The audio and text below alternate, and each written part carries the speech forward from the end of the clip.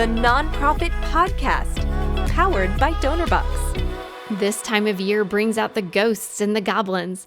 There are frights to be found almost everywhere you look. But what strikes fear into most every fundraiser? Asking for money. Today, we talk through a simple solution to make that ask a little less frightful. Welcome to the Nonprofit Podcast. I'm Cara, fundraising coach at Donorbox. We're here each week with practical actions you can use today to increase donations and take your nonprofit to the next level tomorrow. We spend a lot of time thinking about making the ask for money.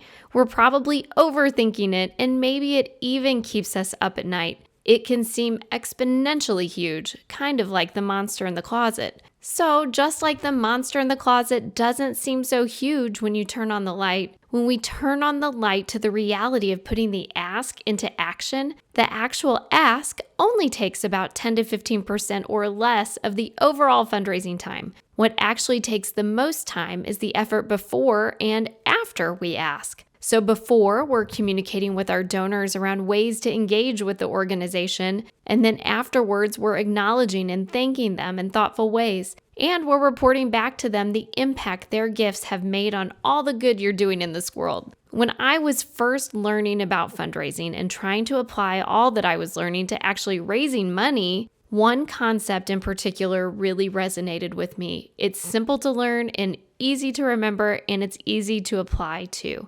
It's the cycle of fundraising. Don't zone out like a zombie on me yet. I know it sounds stuffy, but in my opinion, the cycle of fundraising is at the very elemental level of fundraising. I feel like you must know this first, and it will shape your fundraising program. If we're building a fundraising program, this is the foundation. The fundraising cycle is made up of crucial steps that can impact your success in terms of fundraising, and these should be in every fundraiser's toolkit. You'll hear them referred to in some very formal ways and in some informal ways, but they include these steps. We introduce supporters to our organization first. We identify them, and that's sometimes called identification.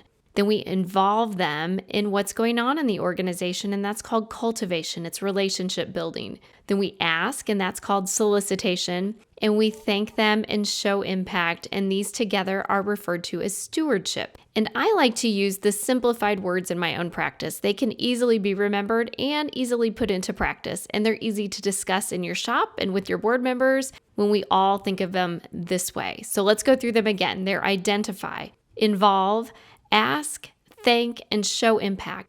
And we have a quick visual of these for you in the show notes. Okay, maybe you're saying that's great, cycle of fundraising, but how do I apply it to my year-end fundraising campaign, or how do I apply it to fundraising in general? Let's go back to turning the light on to that monster in the closet. We now know that the actual ask only takes about 10 to 15% or less of the overall fundraising time. And what actually takes the most time is the effort before and after we ask. That's what makes the difference and what makes that ask so much easier. So many organizations do not consistently communicate with their donors. They lack a schedule for emails and phone calls and social media updates. And these are the key to building strong donor relationships. Organizations who do this well truly stand out, and these should be integral to your communications plan. So let's talk about some ideas that you can use at each phase. Identify or identification. Perhaps you want to find some creative ways to identify new supporters who might be interested in your organization. For that, I want you to check out last week's episode of the Nonprofit Podcast. Jenna has some true gems there. And if you have some existing donors, you're looking for them for their continued support and possibly requesting that some of them also become peer-to-peer fundraisers to help you expand your awareness and outreach in your community. Donorbox peer-to-peer fundraising is a must-do for this. Now, involve or cultivation. The more quality time and resources you put into building strong relationships, the more success you'll have when it comes time to make that ask. What are some ways you can continually involve your supporters? Do you have volunteer opportunities where they can see your mission in action firsthand? Could you make a video of your organization engaged in life-changing activities and share that so that they feel they're along for the ride? Okay, now let's move to the ask or solicitation. If you've put in the time to cultivate strong relationships with your donors before soliciting them, this part is a little easier.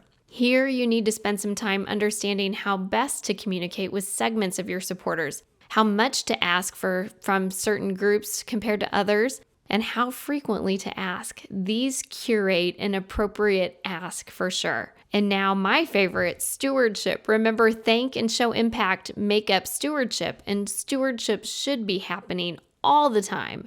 If you're not regularly showing gratitude for your supporters and showing them the impact their contributions have made in this world, you'll risk losing all that you've built through the previous stages of the cycle. What are some good stewardship practices? Well, here's one you can do right now. As soon as this podcast is over, hold a thankathon.